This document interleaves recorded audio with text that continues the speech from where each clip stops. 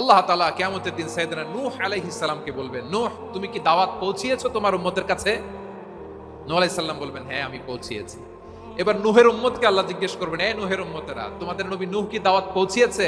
না আল্লাহ, আমাদের কাছে কোনো সতর্ককারী আসে নাই, কোনো নবী টবি আসে নাই, কোনো দাওয়াতও আমরা পাই নাই, আপনারাও চিনি নাই, জান্নাতও চিনি নাই, জাহান্নামও চিনি নাই। নূহ আলাইহিস সালাম বিপদে পড়ে যাবেন। তখন আল্লাহ বলবেন, নূহ তোমার পক্ষে কোনো সাক্ষী আছে? নূহ আলাইহিস সালাম বলবেন আছে। কে?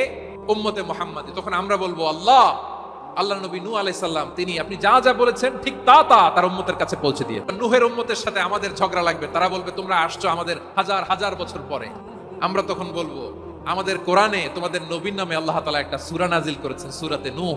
দিন রাত এক করে তোমাদের কাছে তিনি দাওয়াত পৌঁছেছেন। আমরা যখন বলবো এই কথা, নূহের উম্মত চুপসে যাবে। তখন আমরা সত্য বলেছি কিনা এটা আল্লাহ তাআলা জানতে চাইবে বিশ্বনবীর কাছে। তখন বিশ্বনবী আমাদের পক্ষে সাক্ষী দিবেন। আওয়াজ করে বলেন আল্লাহু আকবার।